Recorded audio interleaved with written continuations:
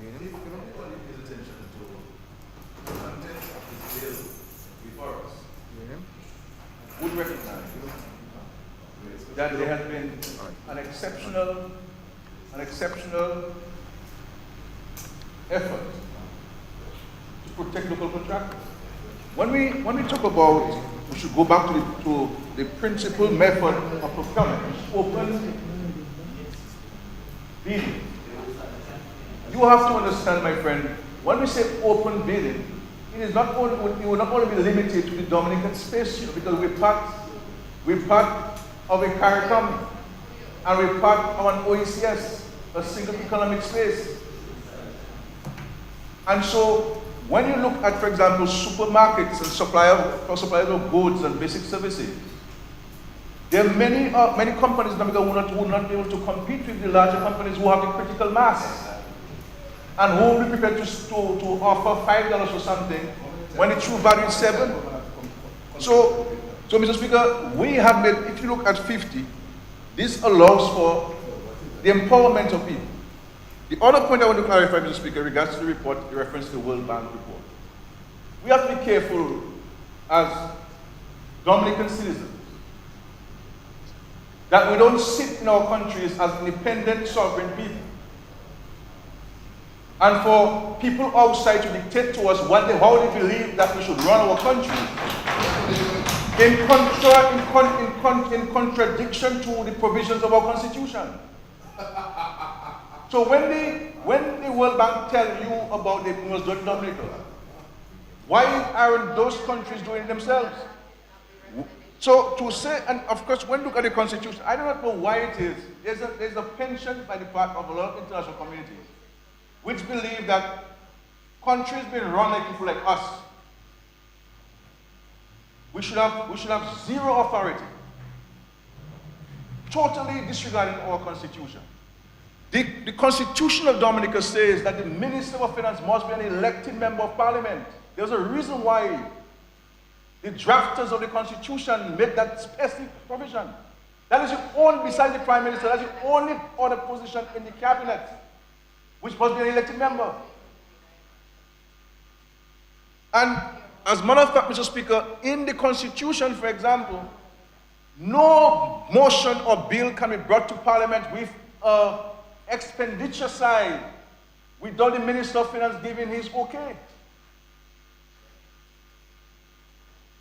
So to come here and to promote that politicians must be removed from the governance of the country, it is something as indigenous people and as black people who suffered slavery and persecution should never subject ourselves. And if these people want to impose those things on us, it will not happen when this Labour Party government is in office. They can keep their money, but we will keep what our people have fought for, our dignity. Our dignity. And we must be careful that as we as parliamentarians don't come and regurgitate what we, no, but Mr. Speaker, I have an obligation under the law, under the rules, that if a criticism is made of the government, that any minister can stand and clarify. Is what I'm saying? He stood up and said he will stand on a point of clarification. So, Mr. Speaker, we have to be careful with that, Mr. Speaker. Be careful with that. So you don't speak about indigenous people in one way and forget about the struggles of indigenous people, like Carrie Warner and all of those and John, who fought for the defense of the Carnival people and their independence from colonial rule. Stand and represent them, not to speak words that you don't mean, you don't understand, my friend. Don't do that. Don't let your ancestors rile against you. Don't do that. By coming to regurgitate what people dictate to us, that this will never happen under this administration. We engage these international organizations with respect, and they must subject ourselves to with respect. And we have a mature engagement with them. We agree to disagree with them, and we agree to agree with them when we say we have to agree with them. But we should never allow, as independent countries, as poor as we may be, for people not to give themselves the same rules that they want to impose on us. Colonialism is dead in Dominica. dead. And as an indigenous person, you must be at the forefront of defending the patrimony of this country and the legacy of the Negmawa and the progressive indigenous people of this country who fought for us to be here today, speaking in the parliament as black people and indigenous people of our country. And if you do not know your history, ask your member of parliament, who is a student of history and a professor of history.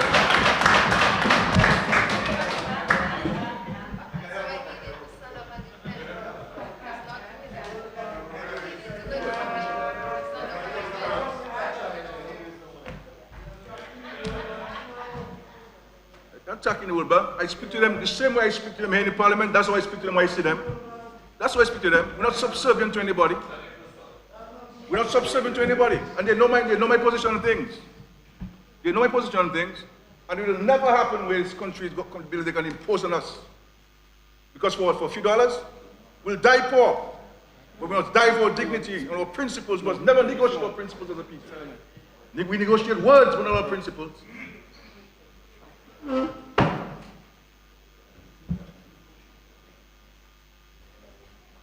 Yes, Honorable Minister, proceed. You calling Nago? Mr. Speaker, I rise to wind up the debate on the Public Procurement and Disposal of Public Property Act 2021. And Mr. Speaker, in all honesty, I anticipated this debate.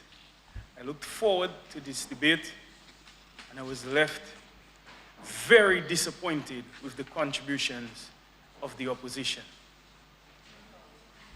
Mr. Speaker, on the other side, on the contrary, when you examine very closely the contributions of Dr. Henderson, who took us through part by part, section by section of this bill, you can clearly understand and identify the focus, the luminary vision, the understanding of the needs of the people, the intelligence, and the willingness to serve and represent the people of Dominica, Mr. Speaker.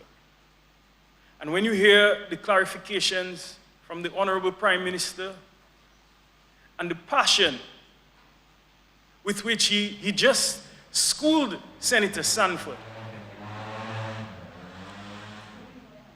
you will recognize, Mr. Speaker, that that passion on this side, it comes from a burning desire to serve the people and represent the people of Dominica with excellence. Mr. Speaker, on the other side, when you hear the opposition flirting with innuendos and misinformation, misguided principles, Mr. Speaker, and utter and sad displays of unstatesmanship, we have to be concerned. Mr. Speaker, what you heard was assertions to disenfranchise people in the private sector, to suggest that a supermarket in your very own constituency would benefit because of partisanship.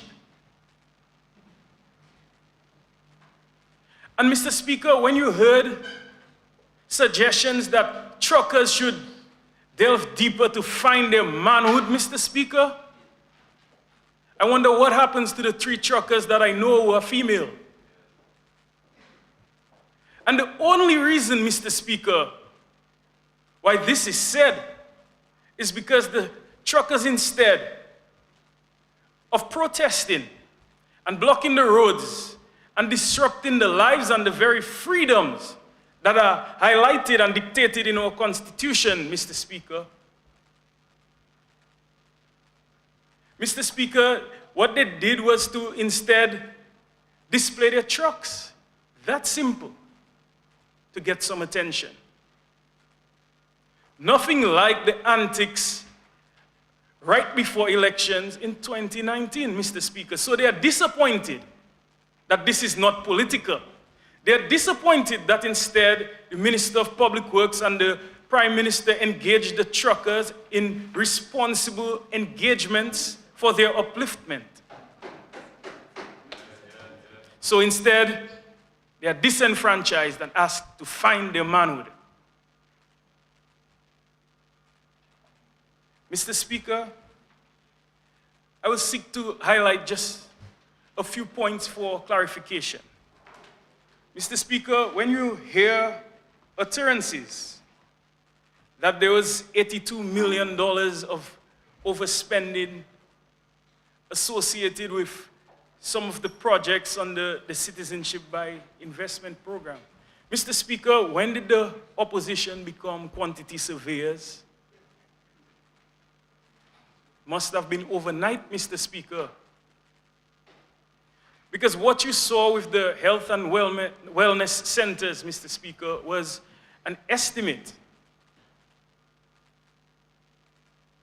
in the 2020 budget. That's what we saw.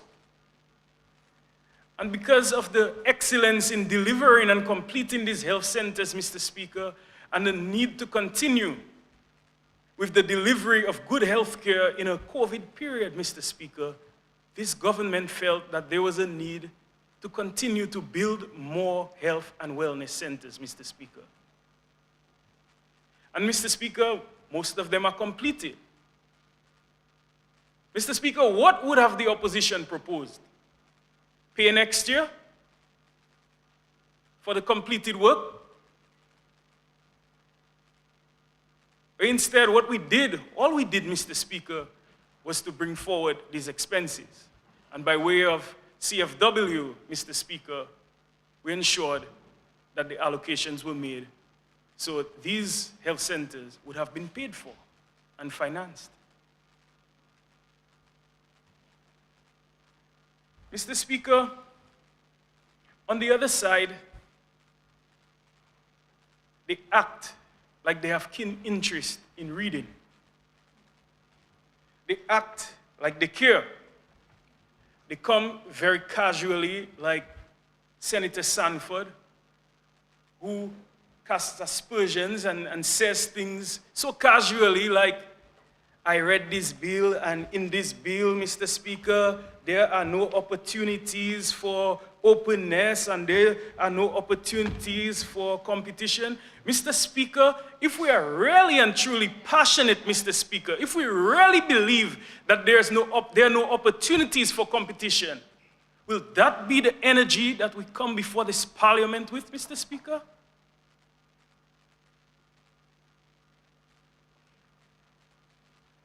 But regardless, Mr. Speaker, if we continue to cover ourselves with a veil or a shroud of aversion, we'll never open up ourselves to any understanding. So regardless of how much speaking that we do on this side, they will never be convinced. So instead, we'll take a different angle, Mr. Speaker, and seek instead to converse with Dominicans. Mr. Speaker, governments spend millions of dollars in public procurement for goods, services, and works.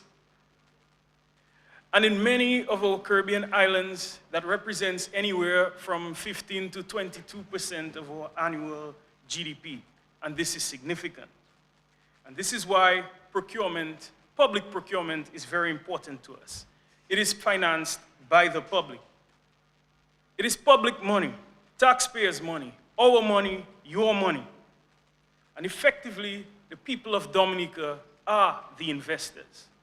And because they are the investors, they must be responsible investors. And they therefore must have keen interest in their investments. Mr. Speaker, that is exactly what the Labour Party government wants for these investors, to ensure that they have keen interest and they participate in the process. Mr. Speaker, we believe that the citizens of this country, the investors, need to know what happens to their money. Know how their assets are obtained, and how assets are being disposed of. And this is why, Mr. Speaker, we are here today to pass this bill. Mr. Speaker, we want all citizens to be participatory to all stages of procurement. We are here to continue to be transparent, to ensure that we legislate these opportunities to add greatest value, and to ensure that the citizens of Dominica get the best returns on their tax dollar. Mr. Speaker, what we are trying to do is to ensure that we continue to improve the process and the framework for procurement. And I guess Senator Sanford may not have been listening. She and Senator Sanford and other members of the opposition, since the best advice that they have put forward, Mr. Speaker, is to go back to the Act of 2012. You can well imagine, Mr. Speaker, a government led by UWP in this modern era, in this modern and new dispensation. Mr. Speaker, a UWP government, a UWP administration would close their eyes and shut their ears to any type of wisdom. The wisdom that we received from the experts from the European Commission and the World Bank, where they included in the recommendations, like I said earlier, that one option was to repeal, redraft, and replace. Why? Because the Act of 2020 was extremely difficult to operationalize. It is something that we on this side actually saw. That is the best advice, Mr. Speaker. So a UWP-led administration, Mr. Speaker, would advise themselves. And that is when we would truly become an island, because they would block off and close off our borders to everything, to trade, to exchange, to ideas, to revenue, to markets, to foreign affairs, Mr. Speaker, because they would advise themselves in a silo.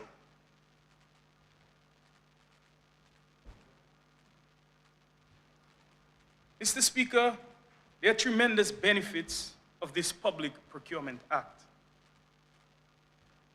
And one of these would be the protections that are provided within this act. Protection of domestic goods and services, protections for our people or thriving entrepreneurs and suppliers, protections for our contractors, Mr. Speaker. We assure domestic contractors, service providers, that there will be growth in their various sectors. And we have instituted this by proposing various thresholds, Mr. Speaker. And through regulations, Mr. Speaker, we ensure that there will be controls to achieve these objectives. Mr. Speaker, we have clearly highlighted the method and the rules under which international procurement should be explored. However, even with that, even when international procurement is explored, Mr. Speaker, there are still opportunities to afford margins of preference and benefits for domestic supply. Mr. Speaker, on this side, we believe in our own. We believe in growth of the little man and the hopeful woman. And we believe in the Kalinago, Senator Sanford. Mr. Speaker, we believe that all shall eat. And on this side, this is our mantra and our guiding principle, Mr. Speaker. We believe that the little Malawi deserves a chance and a hand up, Mr. Speaker. And Mr. Speaker, we are demonstrating today that we are converting our belief into prosperity and further opportunities by legislation, Mr. Speaker. Mr. Speaker, this legislation will recognize the reduction in the opportunity for waste, for theft, nepotism, bribery, collusion, mismanagement, and abuse of public office. And this is very important to us. So I want Senator John Finn to know, I want Senator John Finn to know that let not her heart be troubled. Let not her heart be troubled, Mr. Speaker. Because global historic events like the Great Wastage Period from 1995 through 1999 will never happen again when we legislate this bill. Mr. Speaker, I am satisfied that through this bill, there will be sufficient opportunities and safeguards for prosperity gifted to us by our founding fathers. Mr. Speaker, these benefits are tremendous and numerous. It gives us the opportunity to refocus on price and focus instead more on value and outcomes and benefits. Mr. Speaker, there will be value engineering, efficiency, quality in service delivery. This gives us a unique opportunity to stimulate the private sector and overall sustainable development. Mr. Speaker, this provides us an opportunity to bridge socio-economic inequalities, spreading wider benefits to various sectors. And what I mean to say, Mr. Speaker, like on my walkthrough with the parliamentarian for Granby's constituency in Mopo and Makaton 2 weeks ago, where we met his farmers, Mr. Speaker, there are opportunities for them too. So if we procure inputs, fertilizer, planting material, we'll allow for fewer opportunities for us to be derailed by anyone suggesting that delivery is late for whatever reasons, Mr. Speaker. It gives us more legs, Mr. Speaker, to take them to task. And also for, say, the fisher folks in Mao, Mr. Speaker, who, if they were to receive outboard motors from any particular procurement, and we find out if we were to invest in 50 outboard motors, Mr. Speaker, and 40 of them are not functioning well, Mr. Speaker, there are repercussions in this bill. Mr. Speaker, there are tremendous opportunities for monitoring and post-contract activity, which will be our focus. And there will be actions that could be taken to review and resolve complaints to ensure that there is much better transparency and value.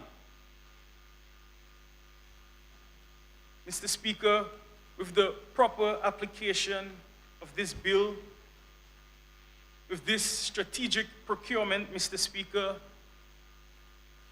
we can see a clear increase in GDP and Human Development Index, Mr. Speaker, reducing poverty drastically and minimize the potential and maximize the potential for growth. Mr. Speaker, when on this side we say all shall eat, Mr. Speaker. Mr. Speaker, we recall in 2017, after Hurricane Maria, when the Prime Minister addressed the world. And he declared that Dominica shall become the first climate resilient nation. Mr. Speaker, through this bill, it emboldens us to achieve that reality, to achieve our United Nations Sustainable Development Goals for 2030. Mr. Speaker, this bill also allows us horizontal outcomes in social and environmental responsibility. This clearly allows us to reach our procurement outcomes. Mr. Speaker, this bill is yet another legislation for our people, by our people, Another progressive transformational tenet of good governance by an administration that's truly concerned and representative of our people. Mr. Speaker, in closing, I wish to thank all those who consulted with us.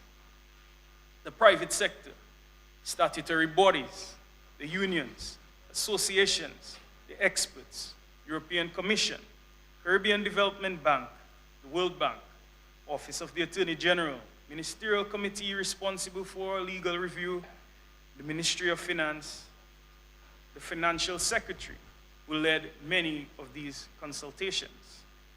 I wish to thank the leader of this great nation, the Prime Minister and Minister for Finance, because by his vocation to our island Dominica, and through the grace of God, they jointly have been able to lead us through many challenging situations and to convert much peril into prosperity and opportunities. Mr. Speaker, I wish to thank the good people of Dominica who have continued to entrust us, this administration, to continue to look after their interests. We are truly humble. We know and respect the sacrifices of our civilization, and as a government, we'll continue to deliver on our commitment to serve with excellence. Mr. Speaker, this bill is for the truckers. This bill is for the contractors, the micro, the small, and the medium-sized businesses. It's for the people. It's for the taxpayers, Mr. Speaker. This Public Procurement and Public Property Disposal Act 2021 is for a truly better Dominica, and we should all be proud of that. Mr. Speaker, the sacrifices of our civilization, the assets of this civilization take major prominence from the Labour Party government. This is why, Mr. Speaker, that today we seek to legislate this. We're allowing the people of Dominica to have much greater say in their affairs. It is the realization of our continuous commitment, Mr. Speaker, to value humanity, not by lip service, Mr. Speaker, but by our actions. It is therefore in this good spirit, Mr. Speaker, on the progressive Labour promise that I wind up this debate. Thank you, Mr. Speaker.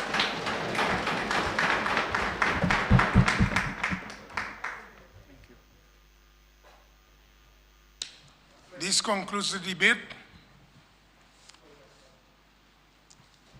It has been moved and seconded that the bill shortly entitled Public Procurement and Disposal of Public Property Act 2021 be read a second time. Those in favor? Aye. Those against? The ayes have it. The bill has been read a second time. Public Procurement and Disposal of Public Property Act 2021. The bill now stands to a committee of the whole House to be considered clause by clause.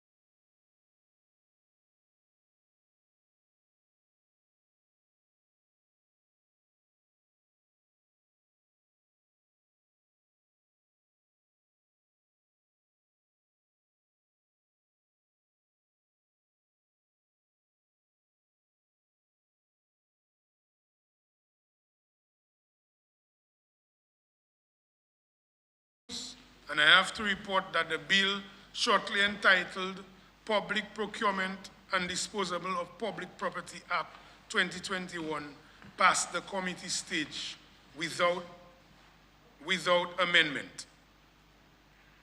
The question is that the report of the committee on the bill be adopted. Those in favor?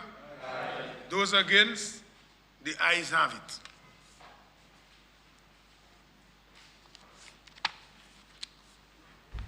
Mr. Speaker, I move that the bill shortly entitled Public Procurement and Disposal of Public Property Act 2021 be read a third time and passed. It has been moved and seconded that the bill shortly entitled Public Procurement and Disposable of Public Asset Act. It has been moved and seconded that the bill shortly entitled Public Procurement and Disposable of Public Property. Disposal. It has been moved and seconded that the bill shortly entitled Public Procurement and Disposal of Public Property Act 2021 be read a third time and passed. Those in favor? Aye. Those against? The ayes have it. Public Procurement and Disposal of Public Property Act 2021. The bill has been read a third time and passed accordingly.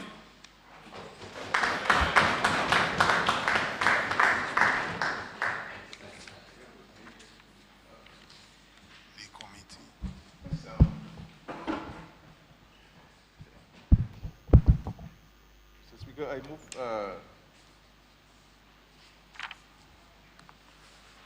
for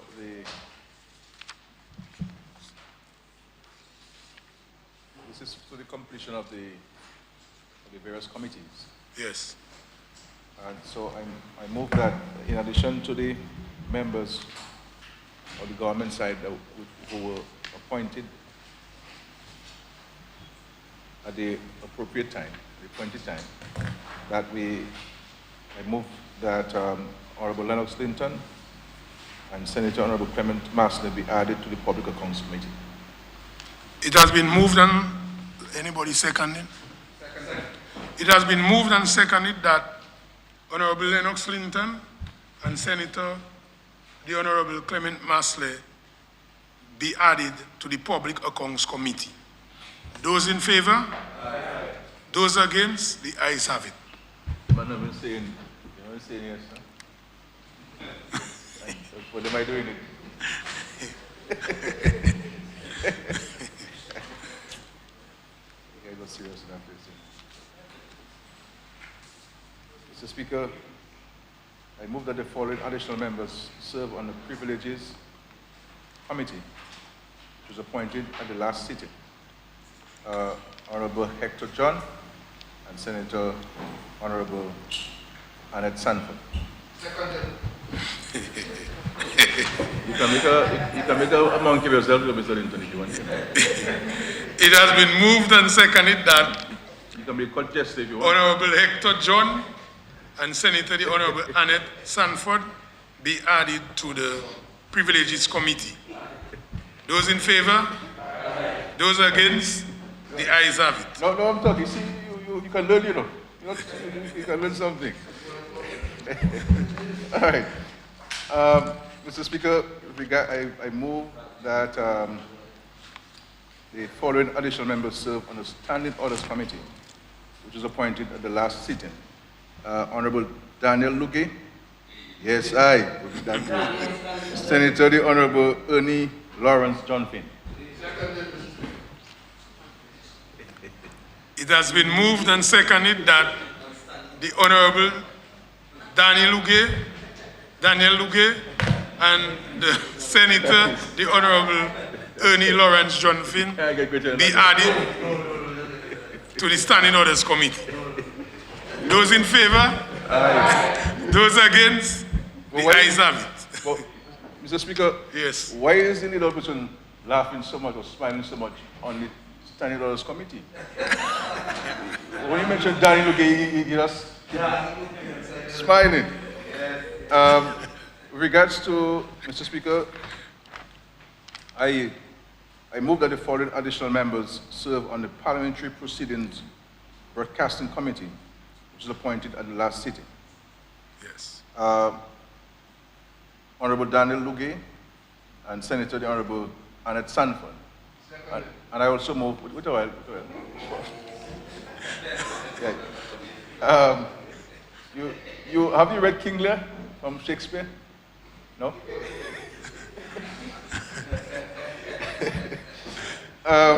And I wish to propose to the House, Mr. Speaker, that Honorable Gregory Revere replaces our deceased comrade, Honorable Regis, who was a member.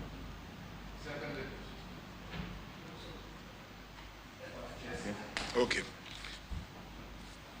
So it has been moved and seconded that Honorable Daniel Lugay, Senator the Honorable Annette Sanford, and Honorable Gregory Revere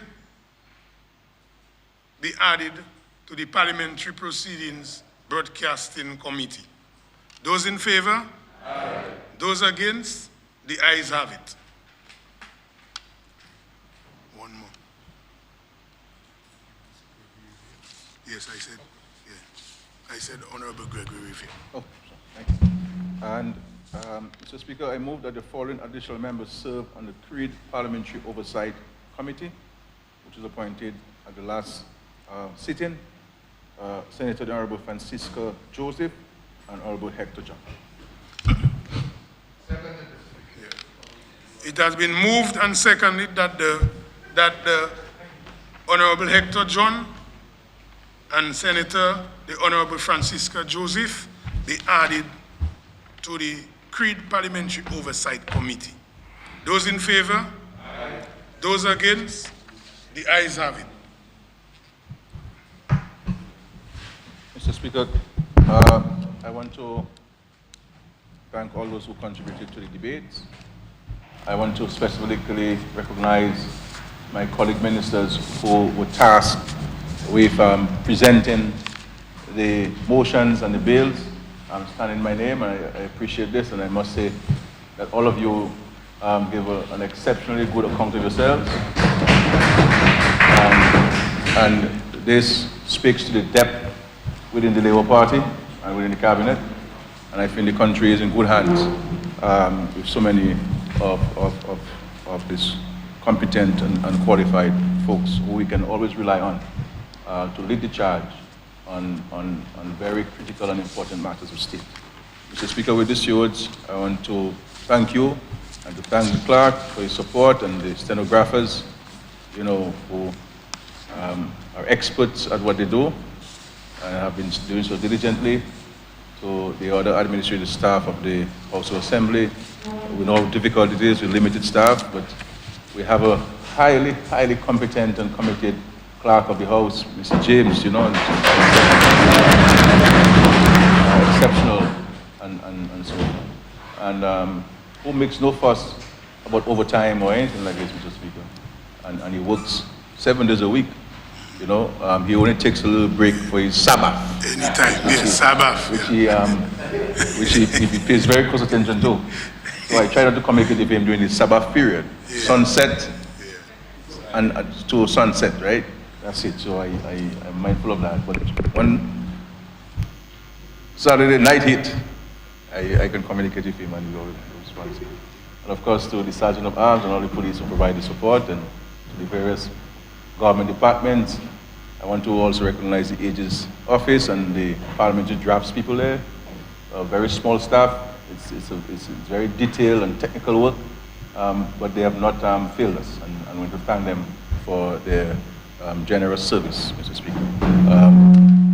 I believe this is a very progressive sitting. As I said, all of these measures we passed today will get towards empowering the Dominican people. And at a time when there are so many challenges the world over, including here in Dominica, that we could come to this Parliament and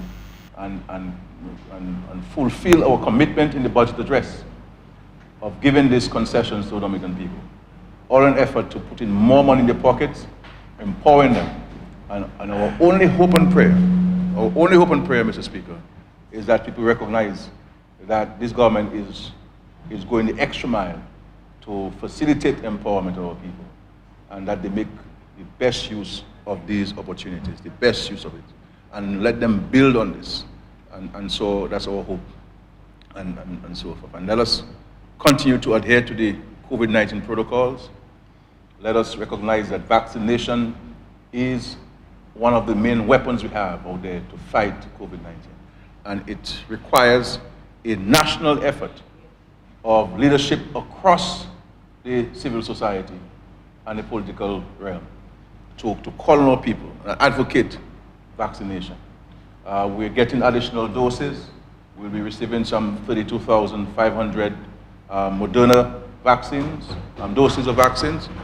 And also the US is making arrangements to get us the second tranche of the Pfizer vaccines in Dominica. So we have a greater offering of vaccines in Dominica for our people.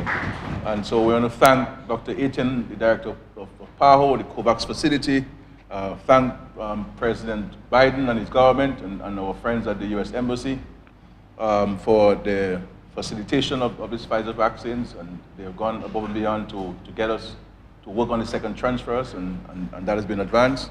And we thank all of our partners who have provided support to us, the government of China, the government of Venezuela, the government of Cuba, government of Canada has been very helpful. The UK government has been very, very helpful with providing us with vaccines, and all of the benefactors of the COVAX facility. And we hope that the 32,500 doses that we're receiving, and we may receive another 11,000 or so doses from the US government of Pfizer, that we can take the vaccines. When I look at the rates of inoculation with regards to persons 12 to 17, people of school age, the numbers are too low. And if you as a parent do not want to take the vaccine, it is absolutely important that you give your child an opportunity to be defensive against the COVID-19 and to get us back to school in January face-to-face. We have provided devices. We have also facilitated the concession of $10 internet. It doesn't cost $10, but it costing the parents $10, but costing the government about $150 or so per child. And so, but at the end of the day, face-to-face learning is a better option for many children, for interaction, and because children are having it difficult from a psychological and emotional standpoint not to be able to interact physically and play, a very important component of a child's physiological and psychological build-up. And it's important that we recognize that we have to go out and get our children vaccinated so that we can have the rates, 100% of our children vaccinated, so we can go into the school. And a corresponding number with regards to teachers. This must not be an ideological discourse. This has to be a pragmatic and practical discourse of getting the vaccines. Our responsibility as a government was to facilitate the access to vaccines, and no one can say that this government has not done a fantastic job in getting the vaccines to Dominica. And so let us hope and pray that we can take the vaccines. We're coming up to Christmas season. Will be interaction, and we have this new variant that has caused alarm and concern, and I don't really agree. I respect countries' right to take whatever decisions they need to take to protect their citizens and their country, but the reaction to the Omicron and the treatment of the African countries is really unfortunate. Is really unfortunate, and I think that we should have allowed some time to study this thing and not appear as usual. I'm underscoring the word appear as usual, to be treating the African continent in a different manner. So we stand in solidarity with the African countries. Our hope and prayer is that they can have access to adequate vaccines to inoculate the populations. I am happy that President Xi of China has indicated that he will, his country will donate or make available 2 billion doses of vaccines to the African continent. And we look forward to that being available at the earliest opportunity so that the African continent, like the rest of the world, can be inoculated, so that people's livelihoods can be restored. And so if we want to get to a state of normalcy, based on what the advice has been given, vaccination is the route to go. We have before us recommendations from the Ministry of Health on the booster shot. We have approved of the recommendations to provide a booster shot, and of course the Ministry of Health will announce those who will be first in line to receive that booster shot. And so once we receive the 32,500 doses, we will, and I believe we also will be receiving some AstraZeneca as well. I believe maybe about 25,000 or so doses as well. So we're getting some 11,000 or so Pfizer, 32,000 doses of Moderna, and 25,000 doses of AstraZeneca. So it will have enough to continue our inoculation of the categories, but also giving our seniors, giving people underlying health issues, the opportunity to have the booster shot and to give them the added defense against this COVID. Being vaccinated, you won't, in a period of getting ill, but from all reports, in speaking to people, we recognize that because they get vaccinated, they're better off to fight it. And there's somebody was telling me last weekend, that there's a lady who thank God for her opportunity to have gotten at least one dose. And she's saying, because she was anti-vaccine, and she was saying she's confident within her soul that had she not taken that one dose, she'd be a dead person. What she went through, and she's satisfied that is what saved her. Because she's obese, she has some underlying health issues, and she believes that one dose, of course we're saved by the grace of God, but God also gives men wisdom to develop things so that we can take care of his people on earth until we go to meet him, and have eternal peace. But she is satisfied, and I've heard many accounts from people who have fallen ill and who do not have any symptoms because they're vaccinated. So let us go there and do what we have to do as a country, and let us get our country or region back to a state of normalcy. We really need to get back to that state because there's so many businesses that have been affected.